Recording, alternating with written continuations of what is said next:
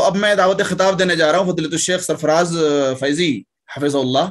آپ صوبائی جمعیت اہل حدیث ممبئی عظمیٰ کے داعی اور باحث ہیں، اور آپ کا تجربہ تفسیر کے تعلق سے بھی بڑا انتہائی عمیق اور گہرا ہے.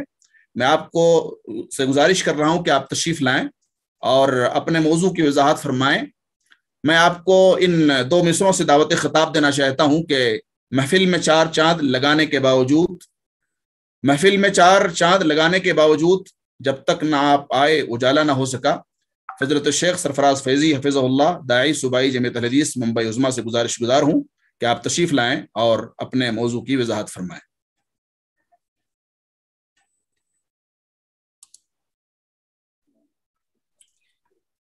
السلام علیکم ورحمۃ اللہ وبرکاتہ. الحمدللہ والصلاۃ والسلام علی رسول اللہ. سب سے پہلے ہر قسم کی حمد و ثنا، تعریف و توصیف اللہ رب العزت کے لیے لائق اور زیبا ہے، جس نے قرآن جیسی عظیم کتاب ہماری ہدایت کے لیے نازل کی. اللہ رب العالمین سے دعا ہے کہ اللہ رب العالمین اس کتاب عظیم کی عظمت کو ہم کو سمجھنے کی توفیق عطا فرمائے، اور اس کے جو حقوق ہیں ان کو ادا کرنے کی اللہ تعالی ہم کو توفیق نصیب فرمائے. قرآن مجید اللہ تعالیٰ کی بہت عظیم کتاب ہے، لیکن اس کے ساتھ ساتھ قرآن مجید اللہ رب العالمین کی اس زمین پر پائی جانے والی کتابوں میں ایسی کتاب ہے جس کے ساتھ اس حیثیت سے بہت ظلم ہوا کہ اس کو بہت سارے نااہلوں نے، بہت سارے گمراہ لوگوں نے تختہ مشق بنایا. اور جس طرح قرآن مجید کی تفسیر اہل علم نے کر کے، اسلاف نے قرآن مجید کی تفسیر کی، اور ان کی تفاسیر جو ہیں وہ ایک بڑی انسانی جمعیت کے لیے ہدایت کا اور رہنمائی کا سبب بنی، اسی طرح بہت سارے منحرف افکار کے لوگوں نے، بہت سارے نااہل مفسرین نے قرآن مجید کی ایسی تفاسیر کی جو لوگوں کے لیے گمراہی کا سبب بنی. کیونکہ یہ پورا موضوع ہی ہمارا جو سیمینار کا ہے وہ تفسیر ہی کے موضوع پر ہے، تو میں بہت لمبی تمہید میں نہیں جاؤں گا. اور آج کے اس درس میں جو ہے مجھ کو جو منحرف مناہج ہیں تفسیر کے، ان کی طرف کچھ اشارہ کر کے کچھ ان کا تعارف کرانا ہے. ظاہر سی بات ہے ان میں سے ہر ایک منہج اپنے آپ میں اتنا بڑا ہے اور اس کے اتنے ساری جو ہے وہ صورتیں پائی جاتی ہیں کہ کسی ایک منہج پر بھی اگر گفتگو کریں تو جو وقت مجھے ملا ہے وہ ناکافی ہے. تو بس میں تعارف کے طور پہ کہ تفسیر کے کون کون سے مناہج پائے گئے ہیں، خصوصی طور پہ جو بہت اہم ہوئے، اور جو منحرف مناہج تھے جنہوں نے قرآن مجید کی غلط تفسیر کی، ان کا کچھ تعارف آپ لوگوں کے سامنے رکھنا مقصود ہے. ایک اصولی بات میں یہ بتانا چاہوں گا کہ جو تفسیر کے انحرافی جو اتجاہات ہیں، جو منحرف مناہج ہیں تفسیر کے، ان میں کچھ چیزیں جو ہیں وہ کامن ہیں. یعنی قرآن مجید کی تفسیر میں جو انحراف ہوا ہے، اس انحراف کے اگر ہم اسباب کا جائزہ لیں تو 2 بنیادی طور پہ اسباب سمجھ میں آتے ہیں جن کی وجہ سے قرآن مجید کی تفسیر میں انحراف ہوا. پہلی وجہ یہ ہے کہ قرآن مجید کی تفسیر کے مفسر کے لیے علماء نے بہت اہم ترین شرائط بیان کی ہیں. تو جن مفسرین نے ان شرائط کا خیال نہیں رکھا، یا جو ایک معیار علماء اصول کی جانب سے، اسلاف کی جانب سے قرآن مجید کی مفسر کے لیے قائم کیا گیا تھا، جب اس معیار سے نیچے کے لوگوں نے، جو نااہل مفسر تھے، جن کے پاس ان علوم میں دسترس نہیں تھی جو قرآن مجید کی تفسیر کے لیے درکار ہیں، جب ایسے لوگ، جن کو ہم عام طور پر علماء دخلا کہتے ہیں، کہ ایسے لوگ جو اس فن کے ماہر نہیں تھے لیکن اس فن میں داخل ہو گئے، وہ اہل نہیں تھے اس فن کے لیکن اس فن میں داخل ہو گئے، تو وہ ان لوگوں نے جب تفسیر کا کام کرنا شروع کیا، جو تفسیر کے اصول و ضوابط سے واقف نہیں تھے، نااہل تھے، تو انہوں نے بہت ساری خرابیاں تفسیر کے اندر پیدا کی اور قرآن مجید کی تفسیر غلط طریقے سے کی اور انحراف کا شکار ہوئے. یعنی بہت سارے لوگ ایسے تھے جو سلف کی تفسیر کے اصولوں سے واقف نہیں تھے، اور انہوں نے جب تفسیر کا کام شروع کیا، مثلا کوئی لغوی ہے اور اس نے لغت کی بنیاد پر تفسیر کا کام شروع کر دیا، اور سلف کا جو فہم ہے، سلف کے جو اصول ہیں ان کو نظر انداز کیا، تو اس کے ہاں تفسیر میں انحرافات پائے گئے. کوئی بہت عقلانی قسم کا آدمی ہے اور وہ عربی زبان کے تقاضوں سے ہی واقف نہیں ہے، اور اس نے تفسیر کا کام شروع کیا، تفسیر میں اس نے تفسیر کو تختہ مشق بنایا، تو وہ جو ہے وہ سلف کے منہج سے اور تفسیر کے صحیح طریقے سے منحرف ہو گیا. تو پہلی وجہ بہت بڑی یہ تھی کہ نااہل لوگ جو قرآن کی تفسیر کی اہلیت نہیں رکھتے تھے، وہ جب تفسیر کے میدان میں آئے تو ان کے ہاں پر انحرافات بہت زیادہ پائے گئے. اور دوسرا جو انحراف پایا گیا وہ گمراہ لوگ، جو سلف کے عقیدے پر نہیں تھے، جو دین کے اصول دین کے معاملے میں گمراہ تھے، انہوں نے تفسیر کا کام اصل میں اس لیے کیا تاکہ وہ اپنے گمراہ عقائد کو، اپنے غلط نظریات کو، اپنے غلط عقائد کو قرآن سے ثابت کر سکیں. تو ایسے لوگوں نے جب تفسیر کی، جبریہ ہیں، معتزلہ ہیں، مرجیہ ہیں، یا جو ہمارے زمانے کی منکرین حدیث ہیں، ان کا اصل مقصد قرآن کی تفسیر کرتے ہوئے قرآن کا بیان نہیں ہوتا، یا اللہ رب العالمین کے مراد تک لوگوں کو پہنچانا ان کا مقصود نہیں ہوتا، بلکہ ان کا مقصود یہ ہوتا ہے کہ اپنے جو باطل نظریات ہیں ان کی بنیادیں قرآن سے فراہم کر دی جائیں. تو ان کے ہاں استدلال اور دلیل کی اصل اہمیت نہیں ہوتی ہے، ان کے ہاں ایک قول پہلے سے ہوتا ہے، استدلال بعد میں ہوتا ہے. جبکہ تفسیر کرنے والے علماء کا مقصد یہ ہوتا ہے کہ وہ قرآن سے استدلال کر کے صحیح بات لوگوں تک پہنچا دیں. پر جب کوئی گمراہ آدمی تفسیر کرنا شروع کرتا ہے، وہ کسی گمراہ فرقے کا جب نمائندہ ہوتا ہے، تو اس کا اصل مقصد یہ ہوتا ہے کہ وہ اپنے گمراہ کن جو نظریات ہیں، اس کے جو غلط عقائد ہیں، ان غلط عقائد کی بنیادیں قرآن سے فراہم کر سکے. تو ان کا مقصد ہی کیونکہ تفسیر کرنے کا یہ ہوتا ہے، تو ان کے یہاں بھی انحرافات پائے جاتے ہیں. تو یہ بنیادی دو اسباب ہیں انحراف کے. اب قرآن مجید میں جو منحرف مناہج ہیں تفسیر کے، ان میں سے تفسیر کا ایک بہت معروف منہج ہے تفسیر اشاری. تفسیر اشاری جو ہے اس کا تو ویسے بنیادی طور پہ تفسیر اشاری کا مطلب ہوتا ہے، یعنی ہم یہ دیکھیں، انشاءاللہ شیخ اسد اعظمی کا جو موضوع ہے وہ بہت ہے، میں اس میں یہ بات آئے گی کہ قرآن مجید سے استدلال کرنے کے ایک منٹ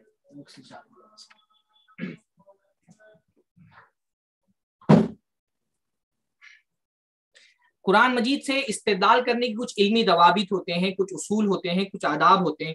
تو یہ جو قرآن مجید کے ایک لغت ہوتی ہے، ایک سیاق ہوتا ہے، سلف کا ایک فہم ہوتا ہے، اور سلف کا اجماع ہوتا ہے. ان ساری چیزوں کو سامنے رکھ کر کے جو مفسر ہوتا ہے وہ قرآن سے کوئی معنی نکالتا ہے.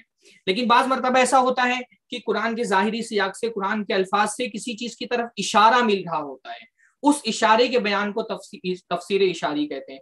اب تفسیر اشاری کی ایک صورت تو ہے وہ جو جائز صورت ہے، یعنی اس کی جائز صورت کی مثال میں یہ بتاؤں گا کہ حضرت ابن عباس رضی اللہ تعالیٰ عنہ سے جب حضرت عمر رضی اللہ تعالیٰ عنہ نے اذا جاء نصر اللہ والفتح ورأیت الناس يدخلون فی دین اللہ افواجا فسبح بحمد ربک واستغفر انہ کان توابا. بہت مشہور واقعہ ہے کہ حضرت عمر رضی اللہ تعالیٰ عنہ حضرت ابن عباس کو اپنی مجلسوں میں لے کر کے آتے تھے، ان کے ساتھ اپنی مجلسوں میں لے کر کے آتے تھے. تو بعض جو کبار صحابہ تھے ان کو یہ بات ناگوار گزرتی تھی کہ ابن عباس عمر میں بہت چھوٹے ہیں، تو حضرت عمر اپنے ساتھ ان کو کیوں رکھتے ہیں. تو حضرت ابن عباس کا جو تفسیر میں درک تھا اس کو دکھانے کے لیے حضرت عمر نے ایک مرتبہ جو صحابہ کرام مجلس میں بیٹھے ہوئے تھے ان سے پوچھا کہ یہ جو سورۃ الفتح ہے، یہ جو انا اعطیناک الکوثر فصل، سورۃ النصر جو ہے، اس کا معنی کیا ہے؟ تو سب لوگوں نے اپنے طور پہ جو الفاظ کے ظاہری معنی تھے وہ بیان کر دیے. جب حضرت ابن عباس سے انہوں نے پوچھا کہ تم نے اس سورت کو پڑھ کر کے کیا سمجھا، تو حضرت ابن عباس نے جواب دیا کہ اس سورت کو پڑھ کر کے میں نے یہ سمجھا ہے کہ اللہ کے نبی صلی اللہ علیہ وسلم جس کام کی تکمیل کے لیے دنیا میں بھیجے گئے تھے وہ کام مکمل ہو چکا، اسلام غالب آ گیا اور لوگ جوق در جوق اسلام میں داخل ہونے لگے. اس صورت میں ایک طرح سے پیغام ہے کہ اللہ کے نبی صلی اللہ علیہ وسلم کی وفات کا وقت قریب ہے. تو یہ ظاہر سی بات ہے کہ الفاظ میں اس بات کا کوئی تذکرہ اور ذکر نہیں موجود تھا کہ اللہ کے نبی صلی اللہ علیہ وسلم کی وفات کا وقت قریب ہے. لیکن ابن عباس نے اس صورت کے سیاق سے اور اس کے پس منظر سے ایک بات کہی، اس کو کہتے ہیں تفسیر اشاری، اس کی ایک جائز صورت ہوتی ہے. تو ظاہر سی بات ہے ابن عباس نے جو بات کہی ہے وہ گرچہ الفاظ میں موجود نہیں ہے، لیکن ان کی کہی بات میں اور جو قرآن مجید کی صورتیں اور آیتیں ہیں ان دونوں کے درمیان ایک ربط ہے، اور اس کے ظاہری معنی کو انہوں نے انکار بھی نہیں کیا. جو بات انہوں نے کہی وہ تفسیر جو اصول دین اور شرعی دلائل کے خلاف بھی نہیں ہے، اور کوئی ایک علمی نقطہ انہوں نے جو ہے وہ بیان کر دیا. تو اگر ان سارے شرائط کا لحاظ کرتے ہوئے کوئی ایسی بات جس کا اشارہ مل رہا ہو اگر قرآن کی آیت کے اندر، تو اس کو اس طرح کی تفسیر اشاری جائز ہے. جیسے مجھے یاد آ رہا ہے کہ امام ابن تیمیہ یا ابن قیم رحمہ اللہ غالباً دونوں نے یہ بات لکھی ہے کہ قرآن مجید میں جو ایک آیت ہے لا یمسہ الا المطہرون، کہ اس کو نہیں چھو سکتے، یعنی قرآن مجید جو ہے لوح محفوظ میں اس کو صرف پاک فرشتے ہی چھو سکتے ہیں. تو اس آیت سے استدلال کرتے ہوئے انہوں نے ایک بڑا پیارا نقطہ یہ بیان کیا کہ جب قرآن مجید جو لوح محفوظ میں ہی ہے اس کو چھونے کے لیے فرشتے، پاک فرشتے ہی اس کو چھونے کے اہل ہیں، تو قرآن مجید کے جو معنی ہیں وہ صرف پاک دلوں تک ہی پہنچ سکتے ہیں. جو پاک دل ہوں گے وہی ان معانی تک پہنچ سکتے ہیں. جس طرح لوح محفوظ میں جو قرآن ہے اس کو چھونے کے لیے پاک فرشتے ہیں، اسی طرح جو دل پاک ہوتے ہیں شہوات کی اتباع سے، بدعات کی اتباع سے، وہ دل ہی جو ہے وہ وہ قرآن مجید کے معنی تک پہنچ سکتے ہیں. تو قرآن مجید میں اگر کسی چیز کا اشارہ موجود ہے، اصلی معنی کا انکار کیے بغیر اگر کوئی ایک علمی نقطے کے طور پہ وہ اشارے کو بیان کر دے تو اس میں انشاءاللہ تعالیٰ کوئی حرج کی بات نہیں ہے. لیکن تفسیر اشاری کے نام پر قرآن مجید کی تفسیر میں جو ہے وہ بہت ساری انحرافات ہوئے. میں کچھ ایک جو مفسرین ہیں ان کا میں چاہوں گا کہ آپ ان کی طرف دیکھیں کہ وہ کس طرح سے تفسیر اشاری کے ذریعے سے قرآن مجید کی تفسیر میں انحراف کا شکار ہوتے ہیں. یہ ایک بہت مشہور ایک موضوع حدیث ہے بلکہ کہ اللہ کے نبی صلی اللہ علیہ وسلم کی طرف اس بات کو منسوب کیا جاتا ہے کہ قرآن مجید کے 4 معنی ہوتے ہیں. ایک ظاہری معنی ہوتا ہے، ایک باطنی معنی ہوتا ہے، ایک حد ہوتا ہے اور ایک مطلع. یہ صوفیہ کے یہاں پہ بہت مقصود ان کا ذریعہ ہے کہ قرآن کا ایک ظاہری معنی ہوتا ہے اور ایک باطنی معنی ہوتا ہے. تو بعض جو باطنی مفسرین ہیں وہ تو اس حد تک کہ گئے کہ وہ ظاہری معنی کا سرے سے انکار ہی کر دیتے ہیں. وہ کہتے ہیں قرآن کا ظاہری معنی کچھ نہیں ہوتا، اصل اس کا باطنی معنی ہوتا ہے. پھر ایک حد ہوتا ہے جس میں حکام بیان کیے ہوتے ہیں، اور وہ کہتے ہیں کہ قرآن مجید کا ایک مطلع ہوتا ہے. مطلع کا مطلب ان کے یہاں یہ ہوتا ہے کہ جب کوئی صوفی جو ہے وہ قرآن پڑھ رہا ہوتا ہے تو اچانک اس کے وجدان پر اس کو ایک الہام ہوتا ہے اس کا معنی، یعنی وہ جو معنی وہ بیان کر رہا ہے اس کے پاس اس کا کوئی ایک کوئی اکیڈمک ثبوت نہیں ہوتا ہے. یعنی قرآن مجید میں استنباط کے باقاعدہ ضوابط ہے نا، تو ان ضوابط کی بنیاد پر وہ کوئی بات نہیں کہتا. وہ جو استدلال کے اصول ہیں ان اصولوں کی بنیاد پہ کوئی بات نہیں کہتا. وہ جو صوفی تفسیر پڑھ رہا ہوتا ہے تو اچانک اس کو الہام ہوتا ہے کسی معنی کا. اس کو وہ وجدانی تفسیر کہتے ہیں، الہامی تفسیر کہتے ہیں. یہ بھی اشاری تفسیر ہی کی قسموں میں سے قسم ہے.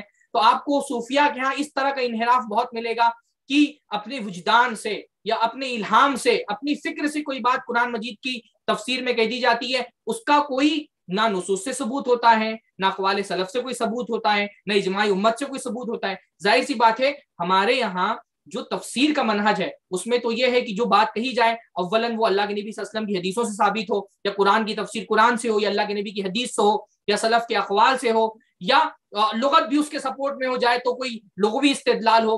یہ سارے جو ایک متعین منہج ہے تفسیر کا اس سے ہٹ کر کے بہت سارے صوفی مفسرین جو ہیں وہ الہام سے اپنے وجدان سے قرآن مجید کی تفسیر کرتے ہیں. اس کی کچھ مثالیں میں نے جمع کی ہیں. جیسے دیکھیے امام غزالی جو ہے وہ اس آیت کی تفسیر میں انی انا ربک فخلع علیک انک بالوادی المقدس طویٰ، کہ حضرت موسیٰ علیہ السلام جب وادی طویٰ میں پہنچے تو اللہ تعالیٰ نے کہا اپنی تو جوتی نکال دو. اب وہ پورا سیاق اس میں بہت بات واضح ہے کہ حضرت موسیٰ نے جوتے پہنے ہوئے تھے، اللہ تعالیٰ نے کہا کہ جوتے نکال دو. پر امام غزالی کہتے ہیں کہ یہاں فخلع علیک سے مراد دنیا اور آخرت کی فکر چھوڑ دو. اب ظاہر سی بات ہے دیکھیے وہ جو ایک جائز تفسیر اشاری ہے اس میں جو بات کہی گئی اور جو کلام میں موجود ہے بات، دونوں کے درمیان ایک ربط ہے، ایک تعلق ہے. لیکن یہاں فخلع علیک کا کوئی تعلق دنیا آخرت سے نہیں ہے. لیکن کیونکہ صوفیہ کے یہاں پر ایک منہج ان کا یہ رہا ہے کہ دنیا میں بندہ اللہ تعالیٰ کی عبادت کرتے ہوئے نہ اللہ تعالیٰ کی جنت کی لالچ کرے نہ جہنم کا خوف کرے، نہ اس کو دنیا کی فکر ہو یہ دنیا میں اس عبادت کو کوئی فائدہ ہوگا، نہ آخرت میں کسی فائدے کے لیے وہ عبادت کرے. تو اس صوفیہ کی فکر ہے وہ جو ہے رابعہ بصری کا بہت مشہور واقعہ آپ لوگوں نے بھی سنا ہوگا کہ وہ ایک مرتبہ آگ لے کر کے اپنے گھر سے باہر نکلی تو کسی نے پوچھا آگ لے کر کے آپ کہاں جا رہی ہیں؟ تو انہوں نے کہا کہ میں اس جنت کو جلانے جا رہی ہوں جس کی لالچ میں لوگ عبادت کرتے ہیں، اور اس جہنم کو، اور پانی بھی لیا ہوا تھا تو کہا پانی کہاں لے کے جا رہی ہوں؟ تو کہا کہ اس جہنم کو جھانے جا رہی ہوں جس کے ڈر سے لوگ عبادت کرتے ہیں. تو کیونکہ صوفیہ کا خاص منہج رہا ہے، حالانکہ یہ بات صحیح قرآنی آیتوں کے خلاف ہے، رغبت اور رہبت یہ اس کے ساتھ اللہ تعالیٰ کی عبادت کرنا، اس کے بارے میں بہت ساری دلیلیں قرآن مجید میں ملتی ہیں. تو اب انہوں نے فخلع علیک کا معنی کیا بیان کیا کہ دنیا اور آخرت کی فکر چھوڑ دیں. اسی طرح بعض صوفیہ جو ہے وہ الم یجد کا یتیما فآوا، یہ بہت مشہور آیت ہے کہ اللہ کے نبی صلی اللہ علیہ وسلم کو اللہ تعالیٰ نے ایک طرح سے اپنا احسان جتاتے ہوئے بتایا کہ آپ کو ہم نے یتیم پایا. تو یتیم کا مطلب جس کی جو ہے جس کے والد کی وفات ہو گئی اور وہ نابالغ ہو، اور یہ بہت مشہور معنی ہے اللہ کے نبی صلی اللہ علیہ وسلم کے والد کی وفات ہو چکی تھی اللہ کے نبی صلی اللہ علیہ وسلم کی پیدائش سے پہلے ہی. تو یتیم کا ایک مشہور معنی ہے جو تمام مفسرین بیان کرتے ہیں. اب بعض صوفیہ کہتے ہیں کہ ہاں یتیمن سے مراد وہ نہیں ہے جو معروف معنوں میں یتیم ہے، بلکہ یتیم سے مراد نادر، یعنی آپ کو بالکل ہم نے انوکھا پایا. اب یتیم کا ایک معنی ہوتا ہے انوکھا، لیکن ایک دم انوکھا پایا تو ہم نے آپ کو پناہ دی اور آپ کی صلاحیتوں کو نکھارا. تو ظاہر سی بات ہے کہ سلف سے ایک معنی جو مسلسل ایک آیت کا ثابت ہے اس کو چھوڑ کر کے کوئی اشاری معنی دور سے لے کر کے آنا جس کا کوئی تعلق اس آیت سے نہ بنتا ہو. یا الذین آمنوا قاتلوا الذین یلونکم من الکفار، اے لوگوں جو ایمان لائے ہو قتال کرو ان کفار سے جو تمہارے قریب ہے، تم سے جڑے ہوئے ہیں، تم سے. یلونکم من الکفار کا مطلب جن کی سرحدیں تمہاری سرحدوں سے ملی ہوئی ہیں. صحابہ کرام نے اس کا ہی معنی سمجھا اور پھر صحابہ کرام نے باقاعدہ مدینہ اور مکہ اور اس کے ارد گرد نواحی جو علاقے تھے ان میں جو مشرکین تھے جن کی سرحدیں مسلمانوں کی مملکت سے جڑی ہوئی تھی، ان سے جہاد کیا، روم اور ایران کے اوپر فوج کشی کی صحابہ کرام نے۔ اب یہ بہت سارے مفسرین جو ہیں صوفی وہ کہتے ہیں یہاں یلونکم من الکفار سے مراد تمہارا اپنا نفس ہے جو تمہارے اندر موجود ہے، یعنی اللہ تعالیٰ نے اس آیت کے اندر ان کفار سے نہیں جن کی سرحدیں تمہاری سرحدوں سے ملی ہیں، ان سے لڑنے کے بجائے اپنی نفس سے قتال کرنے کا حکم دیا۔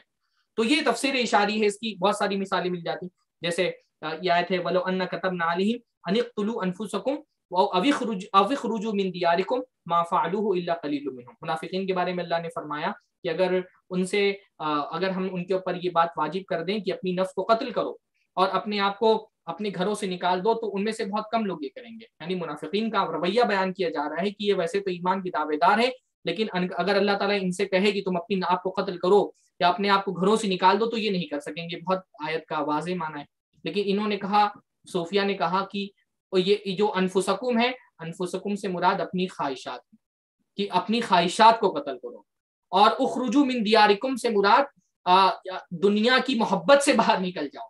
تو یہ کیا کرتے ہیں، اسی طرح سے تبدیل کر دیتے ہیں معنی کو۔ یہ ایک طرح سے مانوی تحریف ہوتی قرآن مجید کی، یعنی اتنا دور کا معنی لا کر کے جس کا کوئی ربط آیت سے نہ بن رہا ہو، آیت کے سیاق سے نہ بن رہا ہو، نہ وہ معنی سلف کے مفسرین نے بیان کیا ہو، نہ صحابہ نے سمجھاؤ، دور کی کوڑی لے کر کے آ گئے۔ اور اس کی بنیاد کیا ہے؟ وجدان، کہ ہم کو الہام ہوا ہے، ہم کو وجدان میں ہمارے یہ معنی آیا ہے۔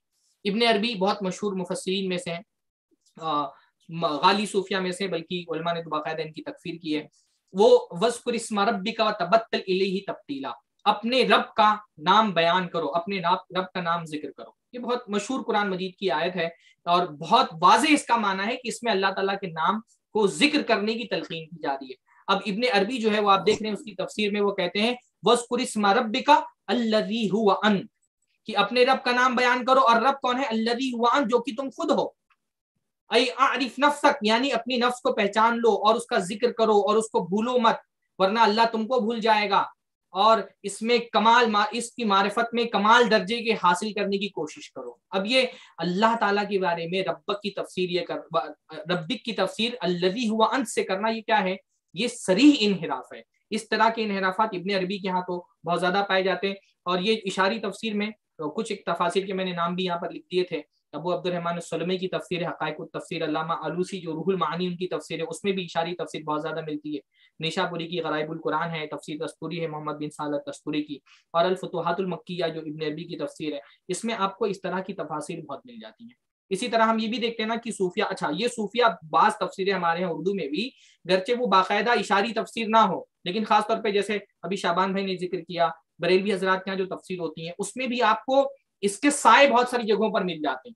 یہ یعنی وجدان سے جو تفسیر ہوتی ہے، اور مختلف کتابوں میں بھی آپ کو خاص طور پہ جو صوفیہ ہیں، جو بندی حضرات ہیں، بریلوی حضرات ہیں، ان کے یہاں بھی اس تفسیر کا کہیں نہ کہیں آپ کو نقوش اس کے مل جائیں گے کہ اس کا سایہ ان کی تفاسیر میں اور دینی کتابوں میں بہت زیادہ پڑتا ہے۔ یعنی بہت دور کی کوڑی لا کر کے وہ جو اپنے ذوق کی بنیاد پر، یعنی تفسیر اشاری میں قرآن سنت کے بجائے صوفی کا اپنا جو ذوق ہوتا ہے، اس ذوق کو وہ بنیاد بناتا ہے۔ تو حروف مقطعات کی تفسیر میں بھی آپ کو اس طرح کی باتیں مل جاتی ہیں۔ مثلا الف لام میم کے بارے میں بعض لوگوں نے لکھا کہ ہاں الف سے مراد اللہ ہے، اور لام سے مراد جبرائیل ہے، اور میم سے مراد محمد ہے۔ اس طرح کی تفاسیر۔ ایک حضرت جو ہے وہ بڑا نقطہ بیان کرتے ہیں کہ بسم اللہ الرحمن الرحیم قرآن مجید کی شروعات جو ہے وہ با سے ہو رہی ہے، اور اختتام جو ہے وہ الناس سین سے ہو رہا ہے۔ تو با اور سین یعنی بس، یعنی اب ہماری ہدایت کے لیے بس اتنا ہی کافی ہے، ہم کو اور کسی چیز کی ضرورت نہیں ہے۔ تو اس طرح کی تفسیر کے پیچھے اصل میں ذہن کیا ہوتا ہے؟ اس طرح کی تفسیر کے پیچھے ایک ذہن یہ ہے، ایک بات یہ کہی جاتی ہے صوفیہ کی طرف سے کہ قرآن مجید میں ہر چیز کا بیان ہے۔ وَكُلَّ شَيْءٍ أَحْصَيْنَاهُ فِي إِمَامٍ مُبِينٍ، اللہ نے قرآن مجید میں فرمایا ہم نے امام مبین میں ہر چیز لکھ دی ہے۔ تو صوفیہ میں سے بعض ایسے ہیں جن کا یہ دعویٰ ہے کہ ہر واقعہ، ہر حادثہ اور ہر شے قرآن مجید میں لکھی ہوئی ہے، تو ہمارے اوپر لازم ہے کہ ہر شے، حتیٰ کہ ہماری دنیا میں اگر کوئی نئی چیز ایجاد ہو رہی ہے تو ہمارے اوپر لازم ہے کہ ہم قرآن مجید میں اس کو تلاش کریں۔ حالانکہ صحیح بات ہے کہ امام مبین سے مراد لوح محفوظ ہے۔ دوسرا جو تفسیر کا ایک منحرف منہج ہے وہ رافضی منہج ہے۔ روافظ کا کیونکہ یہ عقیدہ ہے کہ قرآن مجید کو عام انسان سمجھ ہی نہیں سکتا، صرف جو ان کے ائمہ ہیں وہی قرآن مجید کے سمجھنے کے اہل ہیں۔ تو ان کے یہاں بھی آپ کو تفسیر میں بہت، اور پھر وہ ان کا جو اپنا عقیدہ ہے اس عقیدے کو ثابت کرنے کے لیے اپنے ائمہ کی طرف منسوب کر کے وہ قرآن مجید کی جو تفسیر کرتے ہیں وہ بہت خطرناک قسم کی ہوتی ہے۔ پہلی بات تو آپ روافظ کی جب تفسیر دیکھتے ہیں تو اس میں تو باقاعدہ آپ کو قرآن مجید کی تحریف کے عقائد ملتے ہیں، یعنی روافظ کے علماء کے یہاں یہ متفق علیہ ہے کہ قرآن مجید محرف ہے، اس لیے بہت ساری آیتوں میں تو آپ دیکھیں گے کہ وہ آیت کا لفظ ہی تبدیل کر دیتے ہیں۔ مثلا الکافی جو کلینی کی کتاب ہے اس میں اس نے باقاعدہ ایک حضرت امام جعفر صادق کی طرف ایک روایت منسوب کی ہے کہ ان کے سامنے جب کسی نے قرآن کی آیت پڑھی کنتم خیر امت اخرجت للناس، تو امام جعفر صادق نے کہا کہ یہ امت خیر امت کیسے ہو سکتی جو اپنے اماموں کو قتل کرے؟ یہاں مراد یہ خیر امتی نہیں ہے، بلکہ یہ آیت اس طرح سے نازل ہوئی تھی کنتم خیر ائمۃ اخرجت للناس، تو لوگوں نے امہ کو ائمہ کو امہ سے تبدیل کر دیا۔ تو روافظ کے یہاں ایک تحریف ہی باقاعدہ قرآن مجید کی کتابوں میں ملتی ہے، لفظی تحریف بھی کی ہے، باقی معنوی تحریف تو بہت ساری ملتی ہے۔ مثلا یہ کچھ تفسیر جو ہے ان کی تفسیر کی مثالیں امام ابن تیمیہ نے اپنی کتاب مقدمہ فی اصول تفسیر میں ذکر کی ہیں، آپ دیکھیں کہ ان کا کس طرح کا انحراف پایا جاتا ہے روافظ کے تفسیر میں۔ تبت یدا ابی لہب و تب، کہتے ہیں یہاں یدا سے مراد نعوذ باللہ حضرت ابوبکر اور حضرت عمر ہے، ابو لہب کے دونوں ہاتھ تباہ ہو گئے تو دونوں ہاتھوں سے مراد ابوبکر و عمر ہے۔ لئن اشرکت لا یحبطن عملک، یا کہتے ہیں یہاں پہ مراد حضرت ابوبکر اور ان کی خلافت ہے کہ جو حضرت ابوبکر کو اور ان کی خلافت کو تسلیم کر لے گا اس کے اعمال ضائع ہو جائیں گے۔ نعوذ باللہ یہاں تک بات کہی گئی کہ ان اللہ یامرکم ان تذبحوا بقرہ، یہاں اللہ تعالیٰ تم کو حکم دیتا ہے کہ بقرہ کو ذبح کرو، تو نعوذ باللہ یہ کہا گیا کہ یہاں بقرہ سے مراد حضرت عائشہ ہیں۔ قاتل ائمۃ الکفر میں سے مراد ائمہ کفر سے مراد طلحہ اور زبیر ہے، یعنی اتنی خطرناک باتیں کہ مجھ کو بولتے ہوئے بھی بہت گھبراہٹ سی ہو رہی ہے۔ مرج البحرین سے مراد علی اور فاطمہ ہیں، دولو و مرجان سے مراد حسن اور حسین ہیں، اور وکل شیء حسیناہ فی امام مبین، یہاں امام سے مراد حضرت علی ہیں، اور اما یتساءلون عن النبی العظیم، تو نبی عظیم سے مراد علی ابن ابی طالب ہے۔ بہت ساری ایسی آپ کو جو ہے مثالیں روافظ کی تفسیر میں مل جاتی ہیں۔ تو ان کا مقصد، کیونکہ میں نے اور بھی کچھ ایک حوالے ذکر کیے تھے لیکن میرے پاس وقت ہے تو میں اس کو آگے بڑھا رہا ہوں۔ یہ ایک بہت مشہور ایک بہار الانوار مجلسی کی بہت مشہور شیعہ عالم ہے، ان کی کتاب ہے۔ اب وہ کاف ہا یا عین صاد کی تفسیر کرتے ہوئے کہتے ہیں کہ یہ کاف ہا یا عین صاد یہ حضرت زکریا علیہ السلام کو اللہ تعالیٰ نے حضرت حسین کے ساتھ ہونے والے کربلا کے واقعے کا ذکر پہلے ہی کاف ہا یا عین صاد کے ذریعے سے ان کو بتا دیا تھا۔ اب وہ کاف ہا یا عین صاد کی تفسیر کہتے ہیں کاف سے مراد کربلا ہے، ہاں سے مراد یعنی خاندان کا ہلاک ہونا ہے جو حضرت حسین کے خاندان کربلا میں ہلاک ہوئے، یا سے مراد یزید ہے جو کہ حسین رضی اللہ عنہ پر ظلم کرنے والا تھا، عین سے مراد عطشہ ہے یعنی پیاس جو حضرت حسین کو لگی، اور صاد سے مراد صبر ہے، عین سے مراد اچ ہے جو پیاس لگی تھی، اور صاد سے مراد صبر ہے۔ اب یہ اس طرح کی تفاسیر جو ہے ہم کو روافظ کے یہاں مل جاتی ہیں۔ تیسری قسم کی جو تفسیر ہے وہ سائنسی تفسیر، یعنی ہمارے زمانے میں یہ بھی ایک بہت بڑا مسئلہ ہوا نا کہ قرآن مجید کو بعض لوگوں نے سمجھ لیا کہ یہ سائنس کی کتاب ہے، اور کوئی بھی سائنس کا نظریہ ہو تو لوگوں نے کوشش کی کہ کسی طرح سے اس کو قرآن مجید سے ثابت کرنا ہے۔ ایک تو ہوتا ہے بھائی جو ایک سائنٹیفک فیکٹ ہیں، جو ایک ثابت شدہ باتیں، اگر کوئی یہ کوشش کرے کہ قرآن مجید کی کچھ آیتوں سے وہ فیکٹ بیان کریں، جیسے جو ماں کے پیٹ میں جو جنین کی صورتحال ہوتی ہے، قرآن مجید نے اس میں بہت تفصیل کے ساتھ باتیں بیان کی جو اس کو ایمبریولوجی کہا جاتا ہے۔ اب وہ جو حقائق قرآن مجید میں بیان کیے ہیں اگر وہ آپ ثابت کرنے کی کوشش کریں تو چلیے ٹھیک ہے، یعنی اس حد تک کہ قرآن مجید سائنس کی کتاب نہیں ہے، البتہ اس نے انفس و آفاق کے بہت ساری حقائق بیان کیے، تو اب یہ کیونکہ حقائق خالق کی کائنات بیان کر رہے ہیں تو بہت ساری باتیں اس کے اندر ایسی آ جاتی ہیں جو بات میں سائنس میں ہونے والی دریافتوں سے میل کھاتی اور ہم کو سمجھ میں آتا ہے کہ یہ باتیں اللہ تعالیٰ نے پہلے سے قرآن مجید میں بیان کر دی ہیں۔ لیکن ایک مائنڈ سیٹ یہ بن گیا کہ سائنس کی ہر چیز کو قرآن مجید سے ثابت کرنا ہے، چاہے کوئی تھیوری ہی کیوں نہ ہو اس کو ہم قرآن مجید سے ثابت کریں گے، گرچہ بعد میں چل کر کے وہ تھیوری غلط ہی وہ ثابت نہ ہو جائے۔ تو جو بھی سائنس کا نظریہ ہوتا ہے، ابھی جیسے ملٹی ورس کا ایک نظریہ ہے کہ کائنات ایک نہیں ہے، بہت ساری ہے، اور بہت سارے لوگوں نے کیا کیا اس کو قرآن مجید سے ثابت کرنے کی کوشش شروع کر دی۔ بلیک ہول ہے تو بہت سارے لوگوں نے قرآن مجید سے اس کو ثابت کرنے کی کوشش کر دی۔ ابھی دیکھیے ایک بہت مشہور آیت ہے الم تر الی ربک کیف مد الظل ولو شاء لجعلہ ساکنا، کہ آپ دیکھیے کہ آپ کا رب کیسے سائے کو پھیلاتا ہے۔ تو بعض لوگوں نے اس سے کہا کہ سائے کو پھیلانے سے مراد فوٹوگرافی ہے، اور فوٹوگرافی ہوگی کسی زمانے میں، اللہ تعالیٰ نے 1400 سال پہلے اس کی پیشن گوئی فرما دی تھی۔ اسی طرح سے یہ قرآن مجید کی بہت مشہور آیت ہے سورہ رحمان کی، یا معاشر الجن والانس ان استطعتم ان تنفذوا من اقطار السماوات والارض فانفذوا لا تنفذون الا بسلطان۔ اللہ تعالیٰ نے جن و انسان سے کہا کہ تم زمین و آسمان کی حدوں سے باہر نکل کے نہیں جا سکتے، تو الا بسلطان جو کہا تو کہا کہ یہاں سلطان سے مراد راکٹ ہے، اور قرآن مجید میں پہلے سے اللہ تعالیٰ نے ایک پیشین گوئی کر دی تھی کہ ایک زمانہ ایسا آئے گا جب راکٹ بنائی جائے گی اور لوگ زمین و آسمان کی حدوں سے باہر چلے جائیں گے اس کے ذریعے سے.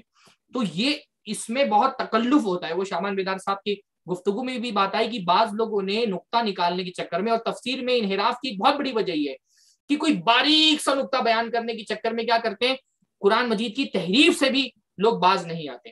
تو اتنا تکلف سے جا کر کے کوئی نقطہ بیان کرنا. اور پھر وہ یعنی سائنس میں ایک چیز ہوتی ہے تھیوری جو ہے وہ ہمیشہ ایک جیسی نہیں رہتی. سائنس کو ایک بات کہتا ہے, بعد میں جو ہے وہ اس کی تحقیق کے بعد وہ تھیوری غلط ثابت ہوتی ہے. سر سید پر باقاعدہ یہ اعتراض کیا گیا جب انہوں نے معجزات وغیرہ کا انکار کیا کہ سائنس تو جو ہے وہ بہت سارے نظریات کا نام ہے اور نظریات تبدیل ہوتے رہتے ہیں. تو اگر جس نظریے کو آج آپ قرآن سے ثابت کر رہے ہیں, اگر کل کو وہ نظریہ تبدیل ہوگا تو آپ کیا کریں گے؟ تو سب سے پھر ہم قرآن مجید کی اس نظریے کے مطابق تفسیر کریں گے جو اس زمانے میں ثابت ہوگا. تو اس طرح سے تو یہ کوئی اللہ کا کلام نہیں ہو گیا کہ لوگوں کے ہاتھ کا کھلونا ہو گیا. ہمارے زمانے میں طنطاوی کی جواہر القرآن خاص طور پہ بہت مشہور تفسیر ہے, اور اس میں جو ہے انہوں نے بہت اس طرح کی کوشش کی ہے کہ قرآن مجید کے جو مضامین ہیں اس کو وہ سائنس کی جو مضامین ہے اس کو قرآن مجید سے ثابت کرنے کی کوشش کرتے ہیں. تو یہ ایک تفسیری منہج ہے سائنسی تفسیر کا, یہ بھی جو ہے غلط منہج ہے جو ہمارے یہاں پایا جاتا ہے.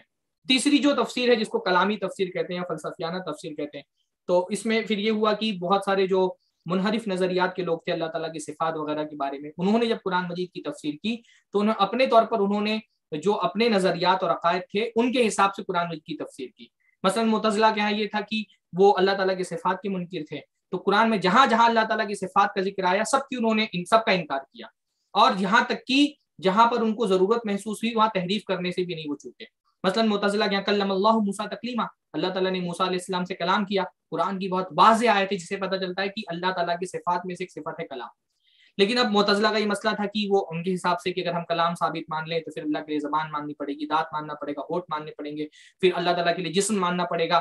اور ان کے حساب سے پھر وہ چیزیں جو ہے وہ جو اپنے حساب سے انہوں نے اپنے ذہن میں لوازم اس کے بنا کر کے رکھے تھے, ان کے حساب سے اللہ تعالیٰ کے لیے صفت کلام کو ثابت ماننا اللہ کی شان کے خلاف تھا.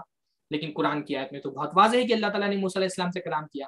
تو سلف کا جو معاملہ تھا وہ کہتے تھے کہ اللہ تعالیٰ کے لیے کلام ثابت ہے, اس کلام کی کیفیت کیا ہے ہم اس کی طرف نہیں جائیں گے, اس باریکی میں نہیں جائیں گے, اس کی حقیقت اور کنہ میں نہیں جائیں گے. جتنا اللہ تعالیٰ نے بتایا کہ اللہ تعالیٰ کلام کرتا ہے ہم کلام کو تسلیم کر لیں گے. لیکن کیونکہ یہ کلام کے منکر تھے تو انہوں نے کیا کیا, بعض معتزلہ نے تو باقاعدہ تحریف کر دی. انہوں نے کلم اللہ موسیٰ کی بجائے کلم اللہ موسیٰ کر دیا کہ موسیٰ علیہ السلام نے اللہ سے کلام کیا. باقاعدہ یہ تحریف ایک طرح کی. معتزلہ میں بہت سارے لوگوں نے اس کی تعویل کرتے ہوئے کہا کہ یہاں پہ اللہ جو ہے وہ فاعل نہیں ہے بلکہ مفعول ہے. اب اللہ موسیٰ علیہ السلام نے اللہ سے کلام کیا تو ظاہر سی بات ہے پھر وہ اعتراض باقی نہیں رہتا کہ اللہ تعالیٰ کلام اللہ کی صفت ہو سکتا ہے کہ نہیں ہو سکتا ہے. بعض لوگوں نے کہا کہ نہیں, حالانکہ جو کلم اللہ موسیٰ تکلیما وہ متواتر قرأت ہے, صحابہ کرام سے لے کر کے ہر زمانے میں اللہ فاعل ہی پڑھا گیا ہے. بعض معتزلہ نے کہا کہ نہیں, کلمہ یہاں پر کلام کے معنی میں نہیں ہے بلکہ مصیبت میں ڈالنے کے معنی میں ہے, زخم دینے کے معنی میں ہے کہ اللہ تعالیٰ نے حضرت موسیٰ کو مصیبت میں ڈال دیا, زخم دے دیا. تو کچھ لوگوں نے لفظی تحریف کی, کچھ لوگوں نے معنوی تحریف کی.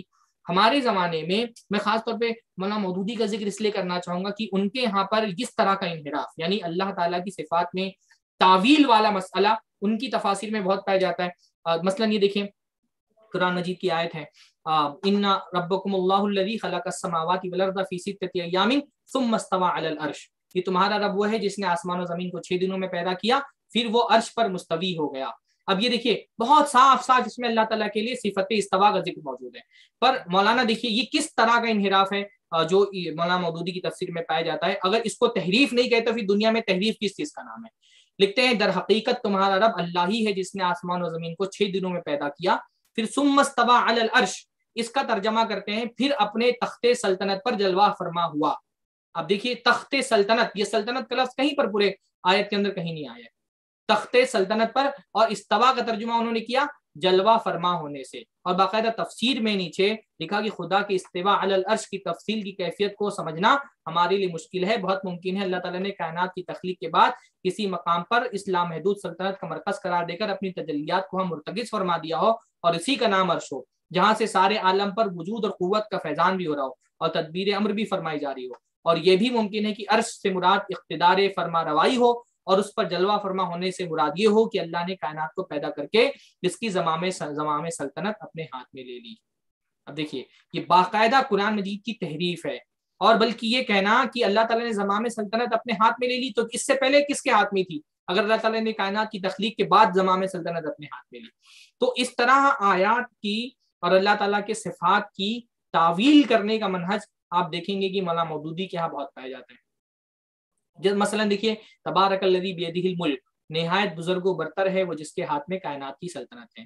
نیچے لکھتے ہیں اس کے ہاتھ میں اقتدار ہونے کا مطلب یہ نہیں کہ جسمانی ہاتھ رکھتا ہے، بلکہ لفظ محاورہ کے طور پر قبضہ کے معنی میں استعمال ہوا ہے. اسی طرح سے جو ہے اللہ تعالیٰ کے لیے پنڈلی کا ثابت ہونا، یوم یکشف عن ساق، اور اس کا ترجمہ وہ کرتے ہیں جس روز سخت وقت آ پڑے گا.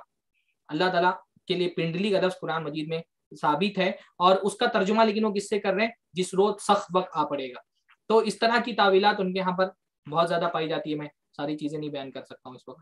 تو یہ کہ آپ کو پھر ہمارے یہاں جو احناف کی تفسیر ہیں، ان تفسیروں میں اس حیثیت سے بھی اس کا ایک مطالعہ ہونا چاہیے کہ احناف کی تفسیر میں، کیونکہ وہ اشاعرہ یا ماتریدی ہوتے ہیں جتنے بھی ہمارے بڑے صغیر میں ہند و پاک میں احناف پائے جاتے ہیں، تو ان کے یہاں جہاں جہاں اللہ تعالیٰ کی صفات کا معاملہ آتا ہے وہاں تعویل کا ایک منہج ان کا پایا جاتا ہے. اور جو لوگ وہ تفسیر پڑھتے ہیں ان کو اس بہرحال عامی کے لیے تو نہیں کہ وہ تفسیریں پڑھیں، اور جو پڑھ رہا ہو اس کو ان کے اس منہج سے متنبہ رہنا بہت ضروری ہے. اسی طرح سے ایک تفسیر کا منہج ہے جس کو ہم کہہ سکتے ہیں خارجی منہج. خارجی منہج یعنی ہمارے یہ جو جہادی تحریکی ہیں یا تکفیری فرقے ہیں مختلف دنیا بھر کے، وہ قرآن مجید کی تفسیر اس طرح سے کرتے ہیں کہ جمہور مسلمانوں کو یا مسلمان حکمرانوں کو کافر قرار دینے کے لیے قرآن مجید کی آیتوں کا سہارا لینا. جو القاعدہ ہے، مختلف جہادی تنظیمیں ہیں جو دین کے نام پر غلط قسم کا تصور جہاد کو پھیلاتی ہیں، اور بہت سارے تکفیری فرقے ہیں وہ قرآن مجید کی تفسیر کرتے ہیں جس کو ہم خارجی منہج تفسیر کہہ سکتے ہیں. جو صحابہ کرام کے زمانے میں خوارج تھے، انہوں نے جن آیتوں کا سہارا لے کر کے صحابہ کرام کی تکفیر کی، بلکہ ان کو حلال الدم قرار دیا. ہمارے زمانے میں بھی ایسے بہت ساری فرقے ہیں، بہت ساری جماعتیں ہیں جو قرآن مجید کا سہارا لے کر کے مسلمانوں کی تکفیر کرتی ہیں. اور اس میں جو سب سے مشہور آیت ہے من لم یحکم بما انزل اللہ فاولئک هم الکافرون، اس آیت کا سب سے زیادہ سہارا لیا جاتا ہے مسلمانوں کی تکفیر کرنے کے لیے، مسلمان حکمرانوں کی تکفیر کرنے کے لیے.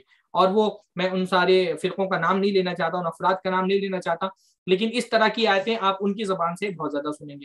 خوارج جو صحابہ کرام کے زمانے میں تھے، یہ آیت هو الذی خلقکم فمنکم کافر ومنکم مومن، خوارج نے اس آیت سے استدلال کیا کہ لوگ یا تو کافر ہوتے ہیں یا تو مومن ہوتے ہیں، فاسق نام کی کوئی چیز نہیں ہوتی. تو جس نے بھی فسق کیا وہ کافر کی کیٹیگری میں چلا گیا، مومن نہیں رہ گیا. اس آیت سے انہوں نے استدلال کیا. اسی طرح سے سورہ آل عمران کی آیت ہے وَلِلَّهِ عَلَى النَّاسِ حِجُّ الْبَيْتِ مَنِ اسْتَطَاعَ إِلَيْهِ سَبِيلًا وَمَنْ كَفَرَ فَإِنَّ اللَّهَ غَنِيٌّ عَنِ الْعَالَمِينَ. اس سے استدلال کیا کہ دیکھو جو حج نہیں کرے گا اس کے لیے کفرہ کا لفظ اللہ تعالیٰ نے استعمال کیا. حالانکہ ابن عباس وغیرہ نے اس کے لیے بیان کیا کہ یہاں پہ کفر سے مراد کفر دون کفر، حقیقی کفر نہیں مراد ہے، عملی کفر مراد ہے. حضرت ابن عباس نے اس کی تفسیر کی. بلا من کسب سیئۃ وحاطت بہ خطیئۃ فاولئک اصحاب النار هم فیہا خالدون. خوارج نے کہا کہ دیکھو ایک گناہ کرنے والے کے لیے بھی اللہ رب العالمین نے ہمیشہ جہنم میں رہنے کی وعید سنائی ہے، کیونکہ سیئۃ نکرہ ہے، کوئی ایک بھی گناہ کر لے. ابن عباس نے بتایا یہاں پر، حضرت ابن عباس نے کیونکہ خوارج سے کافی مناظرے کیے تو انہوں نے ثابت کیا کہ سیئۃ یہاں پہ نکرہ آیا ہے، اور نکرہ کا ایک معنی تفخیم شان کے لیے بھی ہوتا ہے، یعنی جس نے بہت بڑا گناہ کیا. اور یہاں سیئہ سے مراد کوئی بھی گناہ نہیں بلکہ شرک ہے. تو خوارج کا جو منہجی تفسیر ہے اس سے بھی ہوشیار رہنے کی بہت ضرورت ہے. ہمارے زمانے میں بھی ایسے افراد پائے جاتے ہیں جو ایک دہشت گردانہ ذہنیت اور نظریہ رکھ کر کے قرآن مجید کی تفسیر کرتے ہیں، اور پھر ان آیتوں کے ذریعے سے جمہور مسلمانوں کو، خاص طور پہ مسلمان حکمرانوں کی تکفیر کرتے ہیں. اس کے علاوہ بھی منحرف مناہج بہت سارے ہیں تفسیر کے. مثلا ایک جو منحرف منہج ہے اعداد سے قرآن مجید کی تفسیر کرنا. آپ کو یہ بہت زیادہ ملے گا، یعنی قرآن مجید کی کسی آیت سے عدد نکال کر کے کہ دیکھو فلاں آیت میں اتنا عدد ہے. یعنی آپ دیکھیں گے سورہ توبہ کی کسی آیت سے بعض لوگ 9/11 کا واقعہ ثابت کرنے کی کوشش کرتے ہیں کہ دیکھو وہ یہ اتنا نمبر آیت ہے اور اس میں اتنے الفاظ ہیں اور اتنے حروف ہیں اور ان حروف سے یہ ثابت ہو رہا ہے. تو اعداد کی تفسیر ایک بہت مشہور مفسر کا میں نے دیکھا کہ انہوں نے بسم اللہ میں با پر جو ایک نقطہ ہے اس ایک نقطے سے کچھ ثابت کرنے کی کوشش کی ہے، کوئی توحید کا نقطہ نکالا ہے. تو نقطہ آپ کتنا بھی اچھا نکالے لیکن اعداد سے تفسیر کرنا یہ سلف کا طریقہ نہیں رہا ہے. تو لا الہ الا اللہ سے بعض لوگ 12 ائمہ کو ثابت کرتے ہیں، بلکہ بعض حضرات تو یہاں تک کہ گئے ہیں کہ انہوں نے جو حروف ابجد کے نمبرات ہوتے ہیں ان نمبرات سے تفسیر کرنے کی کوشش کی ہے. تو یہ بھی صوفیہ کا منہج ہے، ایک اشاری منہج میں کہ قرآن مجید کی جو آیتیں ہوتی ہیں ان کی تعداد سے استدلال کرتے ہیں. اور بہت بہت مشہور جو ہے وہ ایک منحرف جو ہے منہج تفسیر ہے وہ ہے اسرائیلیات، یعنی یہ اس سے بھی بہت ہوشیار رہنے کی ضرورت ہے. خاص طور پہ اہل سنت کی کتابوں میں بھی بعض مرتبہ بہت زیادہ اسرائیلی روایات ہوتی ہیں، اور خاص طور پہ ہم اس دور میں دیکھ رہے ہیں کہ بہت سارے مفسرین جو ہے وہ قرآن کی تفسیر کرتے ہوئے بغیر حوالے کی کوئی اسرائیلی روایت ذکر کر دیتے ہیں. اب سننے والی جو عوام ہوتی ہے وہ سمجھ نہیں پاتی کہ جو اسرائیلی واقعہ بیان ہو رہا ہے یہ کسی اسرائیلی روایت سے بیان ہو رہا ہے، وہ سمجھ رہی ہوتی ہے کہ یہ کوئی حدیث، کیونکہ بہت ساری بنی اسرائیل کے واقعات قرآن و حدیث میں بھی بیان ہوئے. اب سننے والا وہ فرق نہیں کر پاتا، وہ سمجھ رہا ہوتا ہے کہ مفسر جو بیان کر رہا ہے وہ کسی حدیث سے بیان کر رہا ہے، حالانکہ وہ اسرائیلی روایات ہوتی ہیں. تو اسرائیلی روایات بہت زیادہ تفسیر کے لیے اس کا استعمال کرنا، اس سے بچنا چاہیے. ایک حد تک کہ جو اللہ کے نبی صلی اللہ علیہ وسلم نے تو وہ تقسیم بھی کر دی کہ جو ہمارے موافق ہیں ان کو لے لیں اور جو ہمارے مخالف ہیں وہ ان کا انکار کرنا ہے، اور جو دونوں میں سے کسی میں بھی نہیں اس پہ توقف اختیار کرنا ہے اس کو بیان کر سکتے ہیں. تو بیان کرنے کی حد تک کی اجازت ہے، لیکن بہت زیادہ اسرائیلیات سے قرآن مجید کی تفسیر کرنا یہ بہت مستحسن چیز نہیں ہے، اس سے بھی بچنے کی کوشش کرنا چاہیے. بہرحال یہ بہت لمبا موضوع تھا، میں نے بس کوشش یہ کی ہے کہ کچھ ایک جو مشہور منہج تفسیر ہے جو منحرف ہیں وہ آپ لوگوں کے سامنے میں رکھ دوں. اللہ تعالی ہم سب کو قرآن مجید کو سمجھنے کی توفیق نصیب فرمائے.